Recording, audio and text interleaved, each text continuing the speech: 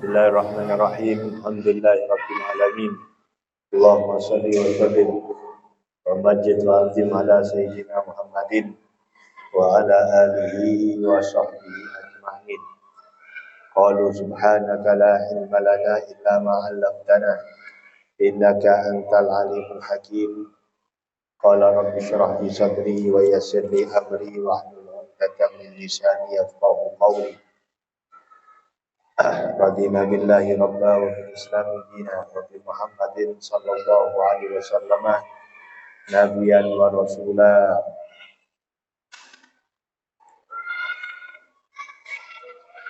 Bismillahirrahmanirrahim. Qala al-musannifu hafizahullahu ta'ala wa nafa'ana bihi wa bi ulumihi fid dharain amin. Sayyiduna Ahmad bin Faqih ja'a ila indi Bagisir qala lahu Sayyiduna Ahmadu hal abuna tarahalana syai'un indaka qala lahu la walakin harrik fa'abaka wa adib ja'aka. Sayyiduna Ahmad, tuan kita, guru kita Ahmad, Sayyid Ahmad bin Faqih ja'a sowan sapa Sayyiduna Ahmad ila indi Bagasir maring sandinge Bagasir. Bagasir ini salah satu dari santri ayahnya Sayyid Ahmad. Qala lahu Sayyiduna Ahmad, moko ngendika lahu maring Bagasir, marang Bagasir Sayyiduna Ahmad sapa Sayyiduna Ahmad, hal abuna tarahalana syai'un indaka, hal apa to abuna abai ingsun tarahalana ninggalake lana krana ingsun kabeh syai'un ing suci-suci indaka kang ana ing sandinge sira. Satu kali Sayyid Ahmad bin Faqih datang ke salah satu santri ayahnya. Santri ayahnya yang sudah memiliki majelis taklim tersendiri. Sudah memiliki medan dakwah sendiri. Karena dulu Bagasir ini adalah salah satu santri mulazim, santri yang senantiasa dekat dengan ayahanda Sayyid Ahmad bin Faqih. Kedatangan Sayyid Ahmad bin Faqih ke salah satu santri ayahnya yang bernama Bagasir untuk menanyakan satu pertanyaan. Yang ditanyakan adalah hal abuna tarahalana syai'un indaka. Apakah ayah kami Sayyid Faqih, ayah kami itu menitipkan sesuatu kepada kalian, kepada engkau, wahai Bagasir, yang sesuatu itu nantinya untuk kami para anak-anaknya. Kalau di bahasa Jawa kan Sayyid Ahmad menika dumugi dumateng Bagasir tanglet. Tanglet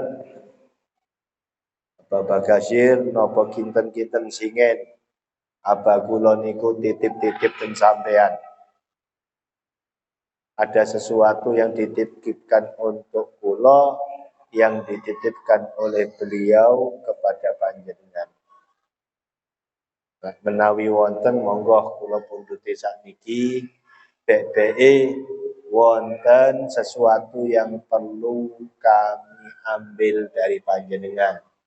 Karena panjenengan ini orang dekat yang tentunya banyak hal yang dirahasiakan yang hanya panjenengan yang tahu. Waktu itu kami masih kecil, masih mondok, belum tahu bagaimana perjalanan akhir hayat ayahanda kami. Hari ini kami datang ke panjenengan untuk tanya. Siapa tahu ada hal-hal penting yang pernah Anda sampaikan, yang dititipkan pesan tausiah atau wasiat kepada panjenengan, yang manfaatnya untuk kami para anak-anaknya. Maka dijawab oleh Bakasir, qala lahu la. Jawab ngendika sapa Bakasir lahu maring Said Ahmad, la boten. Tidak ada pesan apapun yang diberikan atau yang dititipkan kepada kami dari ayah jenengan untuk panjenengan. Tidak ada. Walakin cuma ada satu perkara yang seringkali diulang-ulang oleh beliau, apa ucapan yang disampaikan oleh beliau, harik ba'abakah, harik ba'abakah, wa adib ja'akah, harik ba'abakah, wa adib ja'akah. Ini bahasa bukan bahasa Arab asli, tapi ini bahasa pasaran yang ada di Yaman.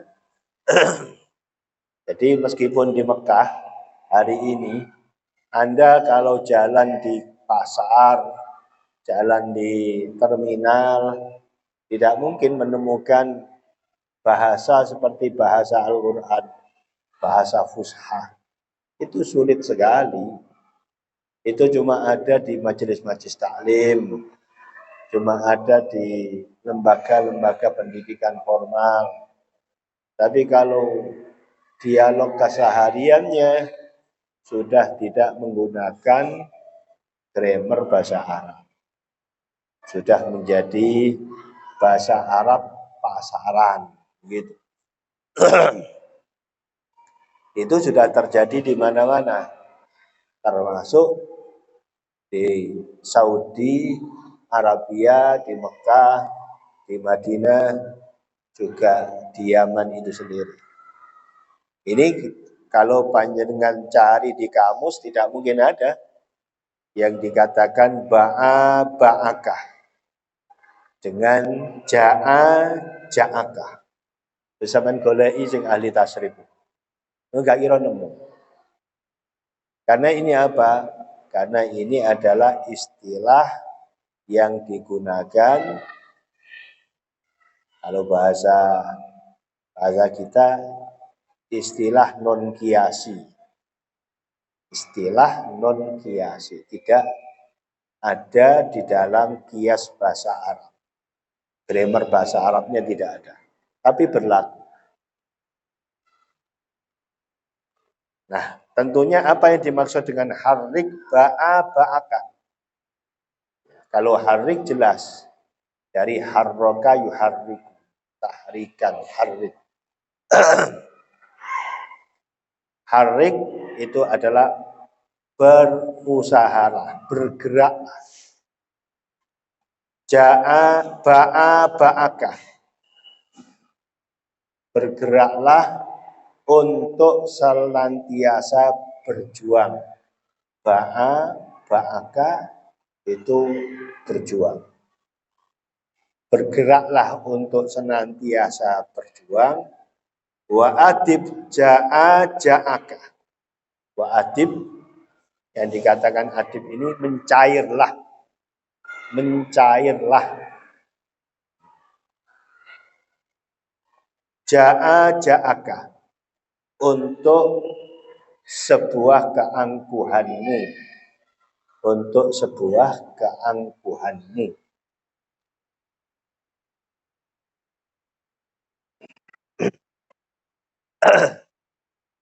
Jadi Said Ahmad tadi tanya sama santri, dari santri orang tuanya, kinten-kinten apa ada wasiat atau ucapan atau mungkin barang yang disimpankan untuk kami para anak-anaknya yang dititipkan ke panjenengan. Maka jawabnya Bagasyir, mboten wonten Gus. Sama sekali tidak ada. Cuma ada 2 kalimat yang seringkali beliau sampaikan. Dan itu menjadi motivasi kami untuk berbenah diri. Menjadi motivasi kami di dalam menambah ilmu-ilmu Allah.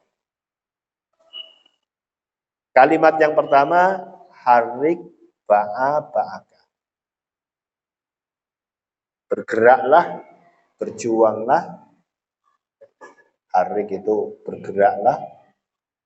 Ba'aka untuk sebuah perjuangan kali. Jadi kalau ingin mendapatkan kesuksesan, maka harusnya berjuang terlebih dahulu. Ingin mencapai sesuatu yang diharapkan, maka tidak dapat hanya dengan berpangku tangan. Itu maksudnya harik ba'aka.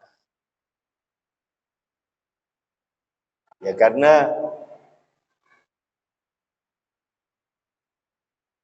semua kondisi yang di dunia ini kan oleh Allah dikaitkan dengan sunnatullah.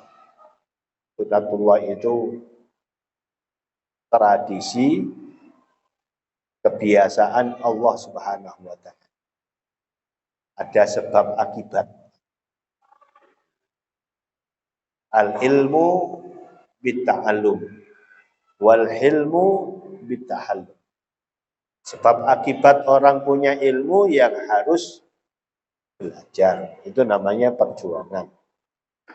Wal hilmu bitahallum, ingin memiliki sifat yang baik dalam keseharian, dalam karakter hidupnya, maka dia harus mulai belajar untuk menata karakter itu.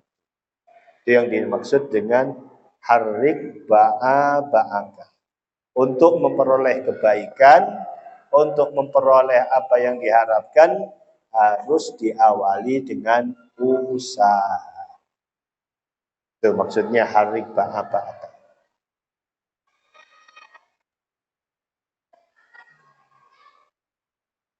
Tidak ada hasil tanpa perjuangan. Ya semuanya itu harus berjuang. Karena kita hidup di dunia. Beda lagi nanti kalau kita hidup di akhirat, dan di akhirat kita berada di surga. Ini sudah terputus dengan sebab akibat. Orang nanti kalau sudah masuk surga, sudah terputus dengan sebab akibat. Mau makan daging tidak harus masak. Ada keinginan untuk makan sesuatu tidak perlu untuk berusaha. Hanya dengan kehendak hati, apa yang diinginkan sudah datang. Itu nanti. Tapi kalau selama kita masih hidup di dunia, tidak mungkin. Sesuatu itu harus dicapai dengan usaha. Apapun. Ini yang dinamakan harik ba'aka. Selanjutnya yang disampaikan yang kedua, kata Bagasyir tadi, bahwa seseorang mampu meraih kebaikan yang diinginkan kalau dia bisa mencairkan keangkuhannya. Keangkuh, ora sombong.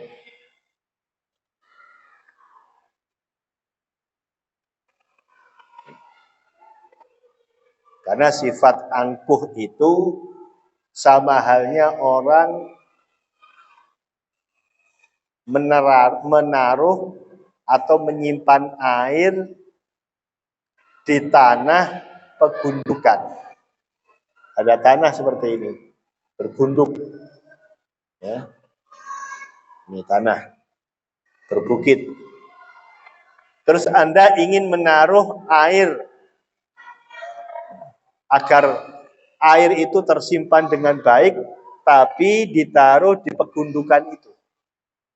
Apa yang terjadi? Air tidak dapat disimpan, dia akan jatuh ke bawah.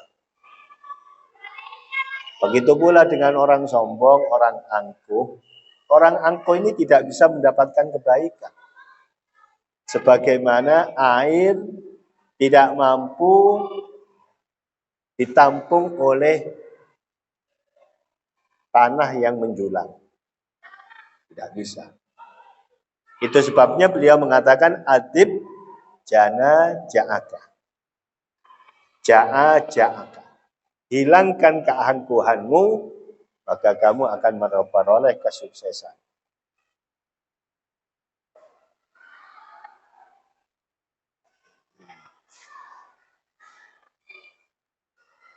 Jadi inti daripada pesan guru atau orang guru Bagasir atau orang tua dari Said Ahmad bin Fakih, dua hal. Yang pertama, berusahalah maksimal di dalam meraih apa yang kita inginkan. Karena di sini temanya ilmu, maka berusahalah semaksimal mungkin untuk mencapai atau memperoleh ilmu dengan cara apapun. Dengan cara belajar, dengan cara membuat semacam komitmen 1 hari 2 ilmu, 1 hari 3 ilmu, 1 hari 4 ilmu. One day one ilmu bisa. Yang penting ada komitmen untuk mendapatkan ilmu.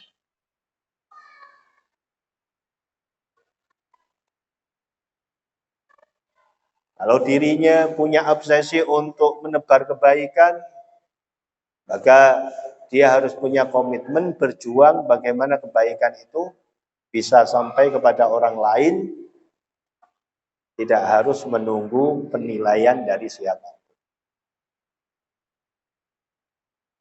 Mau dinilai oleh orang lain, mau tidak dinilai oleh orang lain, yang namanya matahari tetap bersinar. Mana ada matahari libur untuk bersinar karena tidak disyukuri oleh manusia yang ada di bawahnya. Tidak ada. Mana ada jam dinding berhenti untuk berdenting karena dia nggak direken-reken mbek sing nok isor. Orang. Dia tetap berjalan gitu, apa adanya. Jam dinding tuh lihat, itu guru kita itu. Jam dinding.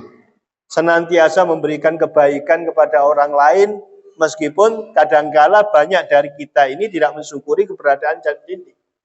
Tapi begitu jam dinding sudah tidak ada, kita baru kelabakan. Tapi sehari, apa pernah? Mungkin jarang sekali kita mensyukuri adanya jam dinding, mensyukuri adanya jam tangan.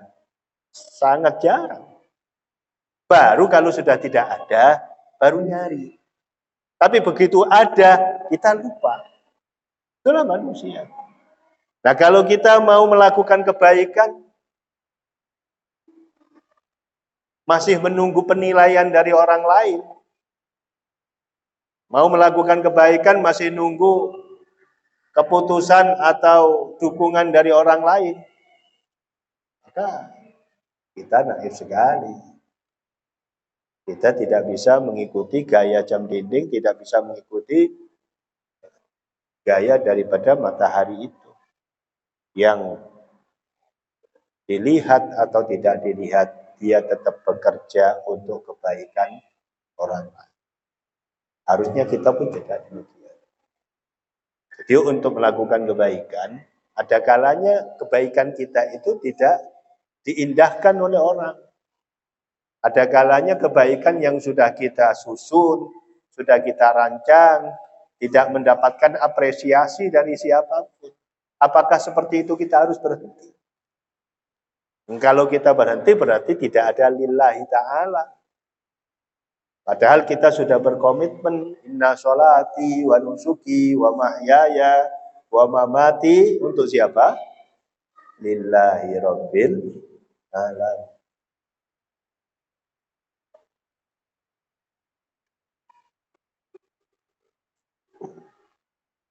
Maka berbuatlah baik tanpa harus melihat, menunggu penilaian siapa.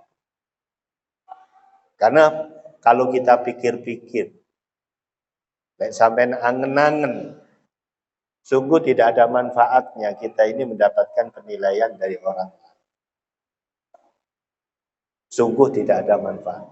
Pun andai kata dinilai oleh orang, semua manusia menilai baik untuk kita karena satu pekerjaan kita atau dua tugas yang telah kita lakukan. Penilaian itu sifatnya tidak abadi. Sampai tidak akan pernah diingat sepanjang masa. Ada waktunya.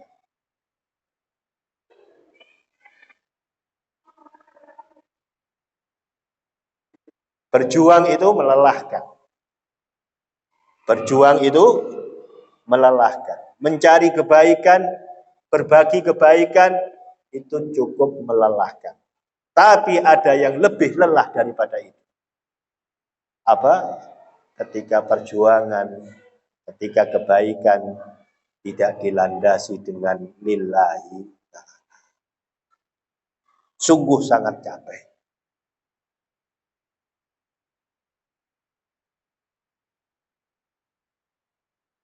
Jadi yang menjadikan kita itu justru tenang, menjadikan kita itu bahagia, menjadikan kita itu tentram,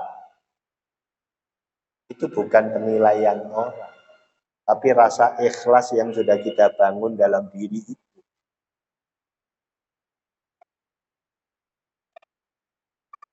Inilah yang disampaikan dari Bagasyir tadi, intisari dari wasiat ayahanda Said Ahmad bin Al-Faqih ketika beliau menyampaikan harrik ba'aka wa adib ja'aka.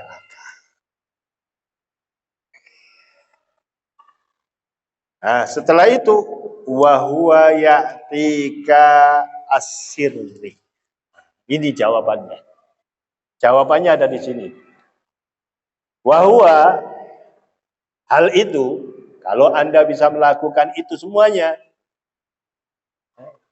usaha lillahi ta'ala, kemudian angkuh kesombongan bisa kita tekan sedini mungkin, semaksimal mungkin kita minimalisir, ya'ti kasir. Ini jawabannya. Ya'ti ka mongko teko ka ing sira asir apa rahasia. Sirullah. Sirullah. Rahasia Allah Subhanahu wa ta'ala. Sir ini sesuatu yang luar biasa dalam hidup.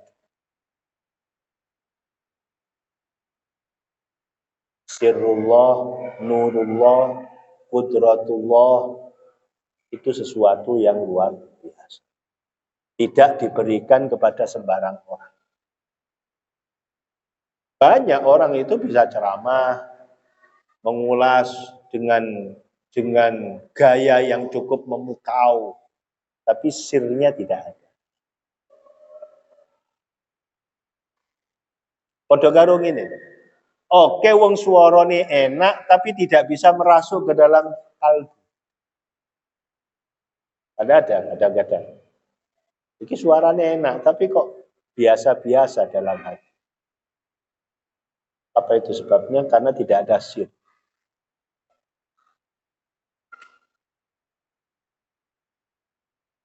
Pembahasannya biasa,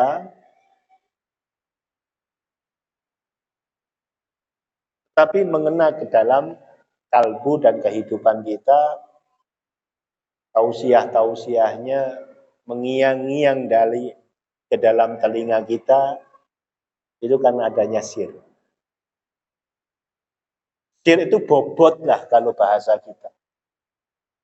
Jadi lek sampean iku iso ngelakoni dua perkara ini, kalau kita bisa melakukan dua perkara yang cukup berat ini, maka semua yang kita lakukan itu berbobot dan bernilai di sisi Allah Subhanahu wa taala. Itulah yang dinamakan sir. Sirullah, nurullah, qudratullah.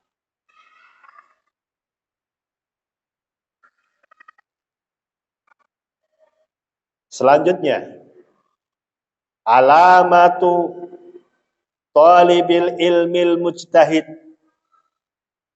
annafi ilmuhu annahu kullama dakhala alaihi ahadun wajadahu yaqra'u au yusabbihu au yastaghfir au ma hadza makna. Ini cermin bagi diri kita masing-masing. Cermin bagi diri kita masing-masing.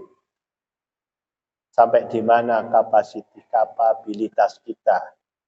Apakah kita ini seorang pendidik tulen, santri tulen, atau santri atau pendidik kaleng-kaleng.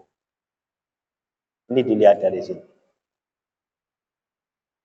Alamatu talibil ilmil mujtahid an-nafi' utawi tondoni talibil ilmi santri al-mujtahid kang rajin an-nafi' kang manfaat ilmune an-nafi' ilmuhu kang manfaat ilmune annahu satuhune wong satuhune kelakuan kullama endi-endi barang dakhala mlebu alaihi ing atase talib ahadun sapa suwiji wong wajadahu mongko nemoni sapa ahad hu ing talib yaqra'u hale maca au yusabbihu utawa hale maos tasbih au yastaghfiru utawa hale maca istighfar.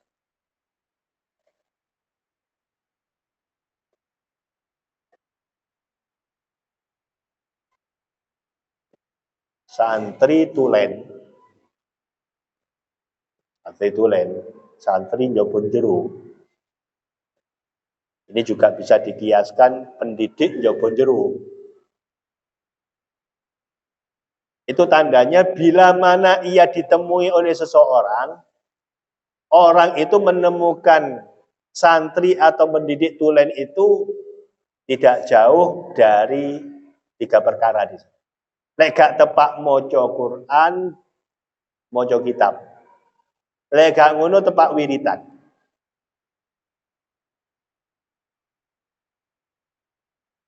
Misalnya ada tamu ke rumah jenengan.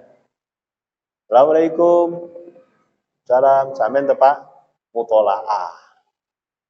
Tepak buka kitab. Utawa tepak deres Quran. Utawa tepak maca wiridan Hizbun Nasor, Hizbul Bahar. Utawa tepak maca sholawat. Setiap kali orang itu menemukan Anda dalam kondisi salah satu di antara kegiatan-kegiatan tersebut. Maka yang demikian itu tandanya orang-orang yang apa? Tandanya orang-orang yang tulen di dalam menuntut ilmu. Alaikum.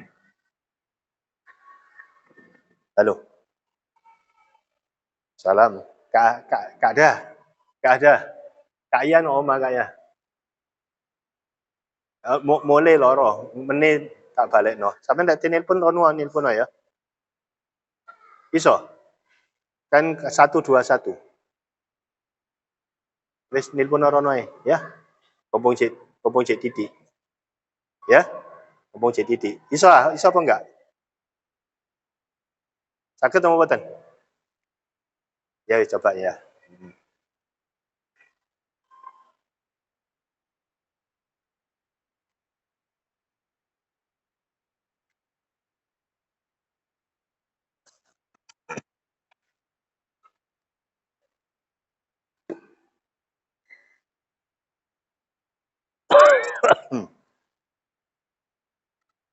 Jadi ini sebetulnya cermin bagi kita semua.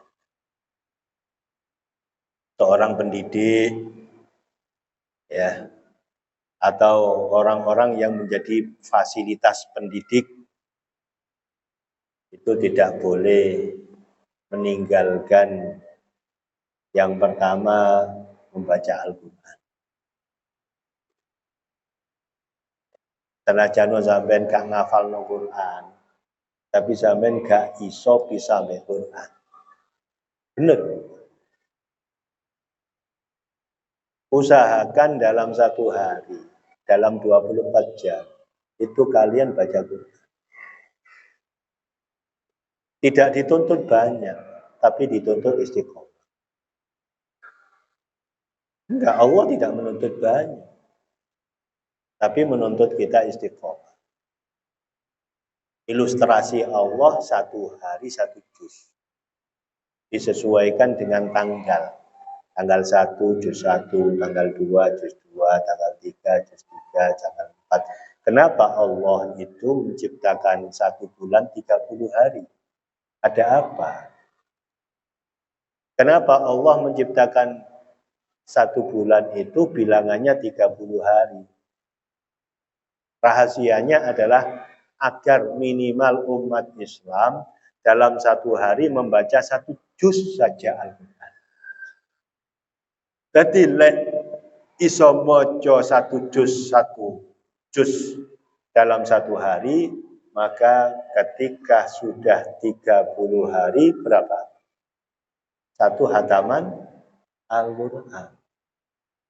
Kalau sudah satu halaman Al-Quran, satu bulan hatam satu Al-Quran, kalau satu tahun berapa? 12 hataman. Kalau 12 hataman dalam satu tahun, kalau Anda hidup 10 tahun, berapa hataman? 120 hataman. Lalu sampean dikek urip nek Gusti Allah swidak tahun, katakanlah yang 10 tahun usia kanak-kanak. Ada 50 tahun kita baca Quran, 120 kali 5. Berapa?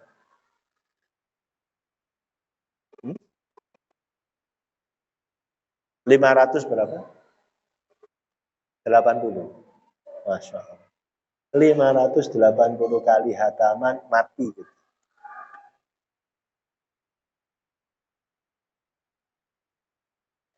Cukup untuk memadamkan api neraka. 500 kali hataman.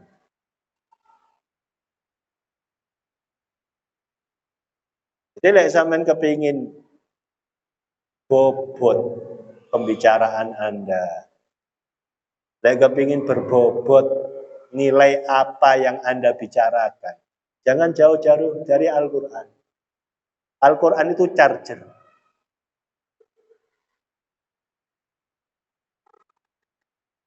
Inna sanulki qaulan tsaqila, kata Al-Quran. Anda akan diberi bobot di dalam berbicara. Itu janji Al-Quran. Yang kedua, kalau jenengan itu jangan jauh-jauh dari sholawat kepada Nabi Muhammad SAW. Sholawat tidak hanya cukup di dalam sholat yang hanya 17 rakaat, 17 kali, tapi kita juga punya amalan sholawat selain daripada itu. Antara 100 sampai 1000. Antara 1000 sampai 2000, dari 2000 sampai 5000. Terserah panjenengan. Sing penting sedina ora pisah karo sholawat. Wis sampean duwe target berapa sholawatan? Di sini juga Allah tidak mentarget sampai harus ribuan. Kenapa? Harus bersolawat kepada Nabi Muhammad SAW. Karena untuk nyambung rahmat yang sudah sampai kepada kita, agar bersambung dengan keridhaan Allah Subhanahu wa Ta'ala. Karena tidak semua nikmat yang sudah sampai kepada kita itu diridani oleh Gusti Allah Subhanahu wa Ta'ala. Anda punya sepeda motor, belum tentu Allah itu ridho terhadap motor Anda. Anda dikasih umur sekarang, ada yang 22 tahun, ada yang 30, ada yang sekian dan sekian. Tapi belum tentu nikmat umur itu diridhoi oleh Allah. Anda punya ilmu sekarang, Anda mengajar. Tidak semua orang mengajar itu mendapatkan apresiasi khusus dari Kanjeng Nabi Muhammad SAW. Tidak. Nanti di akhirat banyak orang kecelih. Dianggap dirinya yuhsinuna sun'a. Banyak melakukan kebaikan, tapi di hadapan Allah kosong. Kenapa? Karena dicabutnya rahmat oleh Allah, nikmat tadi tidak ada berkah. Nah, untuk nyambung berkah, kita harus memperbanyak sholawat kepada Nabi Muhammad SAW. Karena Kanjeng Nabi itu adalah miftahu babi rahmatillah, kunci daripada pintu rahmat Allah. Miftahu babi rahmatillah. Ini Nabi Muhammad.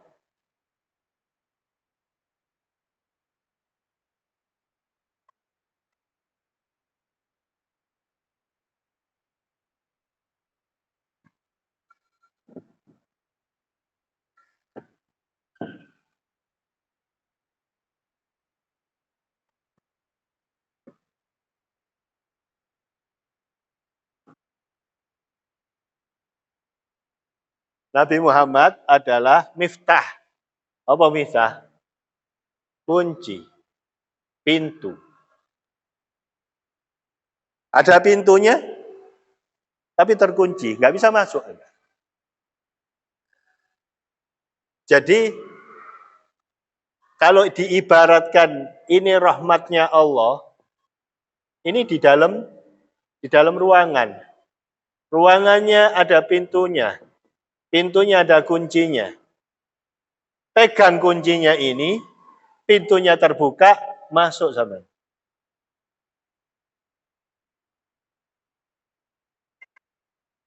Jadi pokok masalah itu ada di sini. Ini rahmatnya Allah.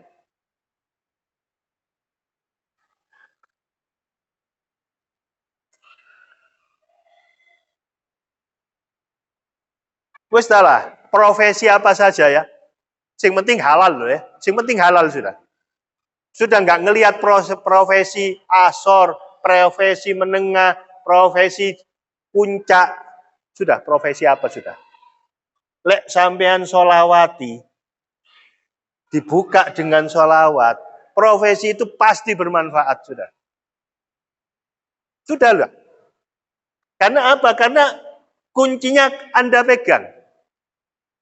Terus, sampean saya kira apa sih? Sampean mau cita-cita apa? Punya apa Anda? Keinginan apa? Lalu sampean cuma cita-cita ini, saya hanya ingin punya uang, dari ini punya uang, selesai, rugi sampean hidup. Rugi. Jangankan 1 bulan, 1, 2, 3, 5 juta. Profesi Anda dibayar 1 bulan 15 juta sekalipun, tapi cuma hanya sekedar profesi, hanya melahirkan uang, tidak melahirkan manfaat, tidak melahirkan berkah, rugi. Benar rugi. Tidak rugi, pasti rugi. Innal insana lafi khusrin. Manusia itu rugi. Kepingin gak rugi, cekelan kunci ini.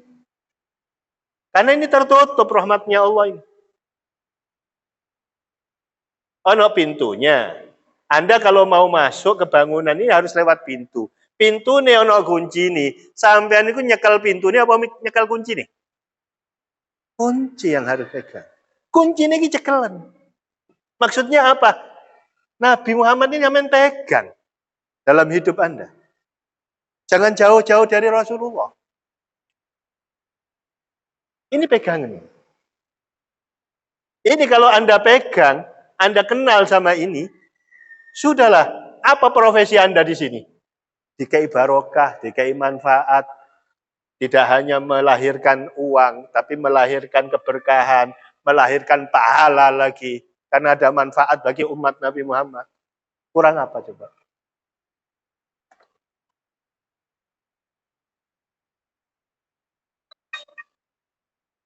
Makanya tidak bisa orang itu jauh-jauh dari Nabi Muhammad SAW.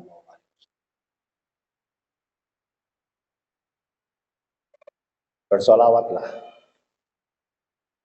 Kamu punya waktu untuk bersolawat.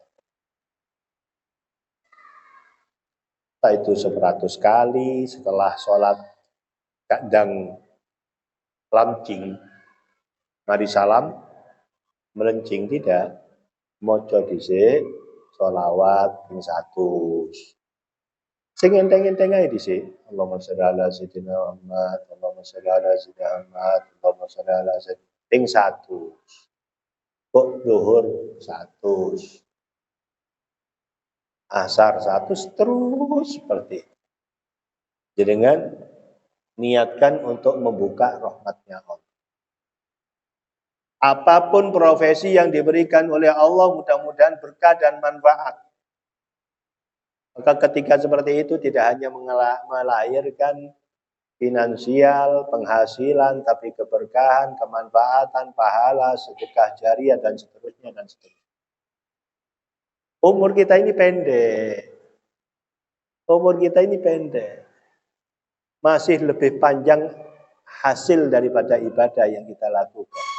Masih lebih panjang dosa yang sudah dilakukan. Makanya pegang Rasulullah dengan memperbanyak sholawat kepada Nabi Muhammad Sallallahu Alaihi Wasallam. Ini yang kedua. Yang ketiga, jangan tinggalkan istighfar. Jangan tinggalkan astaghfirullahaladzim innahu kana ghaffar. Ojo ado-ado tutuk jaluk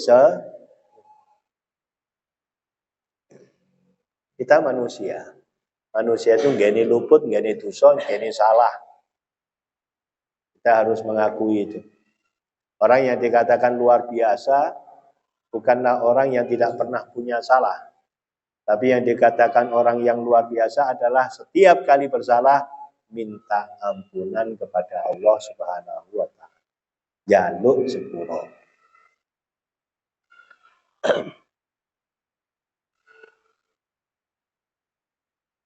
Anda merasa punya dosa atau tidak merasa punya dosa, tetap kita dianjurkan untuk minta ampun. Astaghfiru rabbakum innahu kana ghaffara yursilis sama alaikum midrara wa yumditkum bi amwalin wa banin. Berkah daripada baca istighfar, Allah akan menurunkan rahmat-rahmat air hujan. Allah menumbuhkan harta dan anak-anak. Itu berkah daripada apa tadi? Istighfar. Dan istighfar itu harus kita lakukan dalam sehari semalam minimal dalam 1 kali waktu. Contoh, kalau dari para ulama, dari Nabi Muhammad SAW, konsep istighfar yang paling tepat adalah qabla subhi, sakdurunge subuh. Dibangun sebelum subuh, sholat tahajud, sebisa mungkin sambil nunggu subuh, istighfar. Astaghfirullah innahu kana ghaffara, astaghfirullah innahu kana ghaffara. Berapa? Para ulama memberikan rekomendasi lagi 313. Moco istighfar ping 300.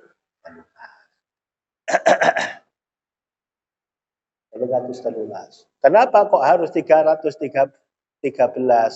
Tafa'ulan bijunu di ahlil badr.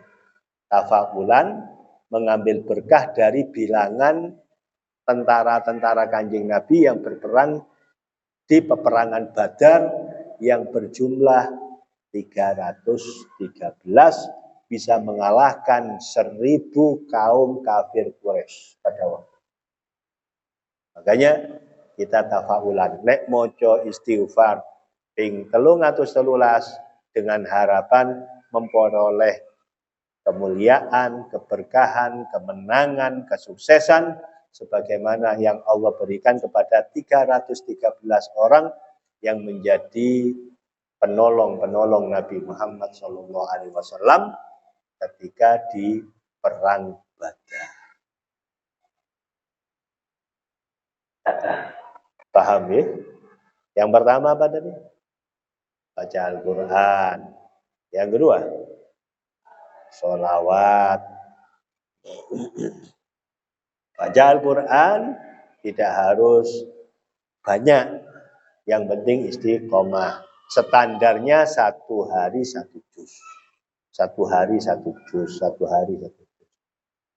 Mungkin Anda berat. Ya, mungkin jagalannya berat. Nganyang mana ya. Apa caranya 1 juz itu bisa dilakoni kabeh. Ya gampang. Kan Anda kan sholat sunnah kan.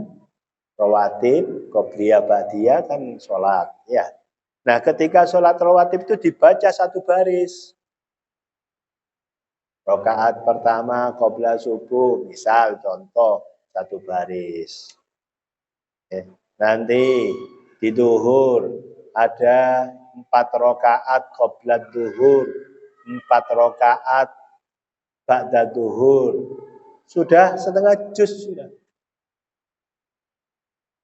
Sak lembar itu setengah juz.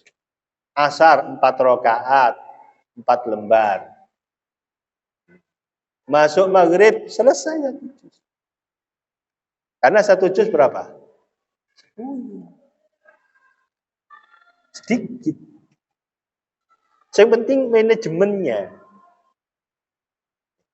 Manajemen itu tidak hanya finansial, keuangan saja.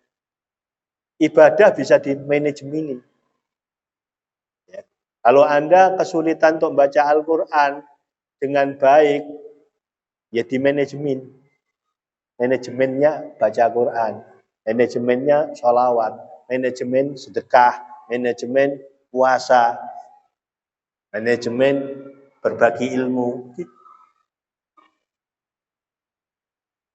Untuk Al-Quran. Untuk yang kedua, baca sholawat kepada Nabi Muhammad SAW cukup dengan 1 hari 100.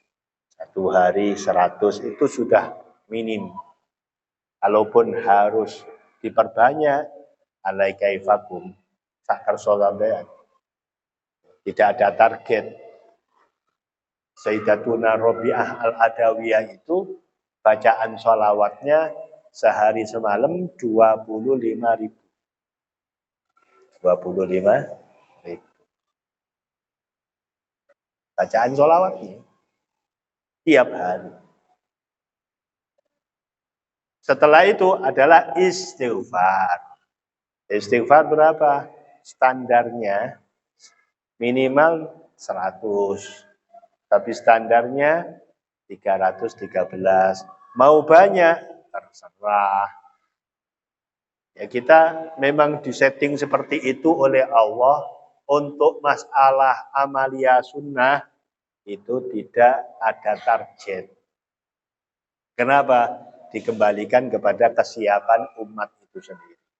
Kalau wajib memang ada target dari Allah. Harus dilakukan 4 rakaat zuhur. Ora iso dikurangi.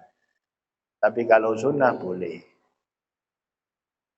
Duha 2 rakaat boleh, 4 rakaat boleh, 8 rakaat boleh, 2 rakaat lagi enggak apa-apa. Witir juga seperti itu, 1 rakaat boleh, 11 rakaat tidak apa-apa. Tahajud minimal 2 rakaat, maksimalnya tidak ada batas. Seperti itu. Kenapa? Karena manusia itu punya sifat malayamulu. Apa itu? Jemu, bosan. Nah, kira-kira nggak bosan, Allah ciptakan varian-varian ibadah. Ibadah diperbanyak. Ibadah sunnah modelnya banyak. Jemu, bosan pada ibadah satunya, pindah ibadah yang lain. Ibadah satunya bosan, ibadah yang lain. Yang penting tidak pernah putus dari ibadah. Yang penting tidak pernah putus daripada kebaikan. Al-mu'minul kamil la yasba'u minal khair hatta yakuna muntahahul jannah.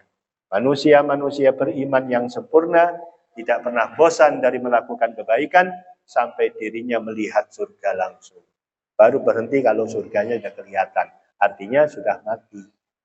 Karena matinya orang-orang husnul khotimah itu sebelum dicabut nyawanya oleh Allah diperlihatkan kepada surganya sendiri. Swargane diketokno. Di swargamu lho, waktu mau ditarik nyawanya itu loh. Mau ditarik nyawanya, Allah buka hijabnya mata ini diperlihatkan kepada surganya. Ketok swarga. Kenikmatan yang di surga itu kelihatan semua. Kaget, terbelalak dia. Melihat sekejap, beberapa detik itu, dia melihat sesuatu yang luar biasa. Nah, ketika seperti itu, timbul rasa rindunya kepada Allah. Timbul tidak ada rasa takut kepada kematian. Inginnya segera kembali ke akhirat. Nah, reaksi itulah digunakan sebaik mungkin oleh malaikat Israel untuk mencabut. Sebab nyabut nyawa itu abot loro. Nyawa ini dicabut itu loro abot. Ya bayangkan, ya jasad urip-urip kayak gini dibatak roe. Coba sekarang kuku ini lah. Kuku dengan ini terus batakan dalam kondisi seperti ini. Betapa sakit. Sehingga terbayang sakitnya. Jangan ini, yang biasa dicabut gigi misalnya. Ya betapa sakitnya kalau nggak dipati rasa. Nah, pati rasane wong beriman, pati rasane wong ingkang ditampi amal solehnya adalah ketika ia akan mati diperlihatkannya surga. Suwargamu iki lho, Nduk. Inilah salatmu, inilah ngajarmu dulu, inilah perjuanganmu untuk Allah, inilah perjuanganmu untuk Rasulullah, inilah perjuanganmu untuk ilmu, inilah perjuanganmu untuk dakwah diterima semua oleh Allah, maka inilah baikmu. Nah, ketika terbelalak seperti itu, awak kepingin dang mati, kepingin peduk swargane, reaksi malaikat nyabut nyawa enggak kerasa. Itu loh, settingannya Allah. Padha karo arek cilik kate disuntik. Arek cilik kate disuntik. Ya, jangankan disuntik, ketok jarumnya sudah kejer-kejer. Tapi cara orang tuanya, cara dokternya pinter. Begitu suntiknya dimasukkan, jer, dulinane diketok. Guyu wis, guyu. Enggak kerasa suntikan. Itulah ilustrasi ketika kita nanti mati dan roh kita diterima oleh Allah Subhanahu wa taala. Mudah-mudahan roh kita diterima oleh Allah. Barokah daripada keikhlasan, kebaikan yang tidak seberapa ini diterima oleh Allah. Amin. Al-Hadiniyah Al-Fatihah. Bismillahirrahmanirrahim. Allahumma inni astaudiuka ma 'allamtani fardudhu ilayya idza hajati ilaihi wa la tunsinihi ya rabbal alamin. Wa sallallahu ala sayyidina Muhammadin wa ala alihi wa sahbihi wa baraka wa sallama walhamdulillahi rabbil alamin. Assalamualaikum warahmatullahi wabarakatuh.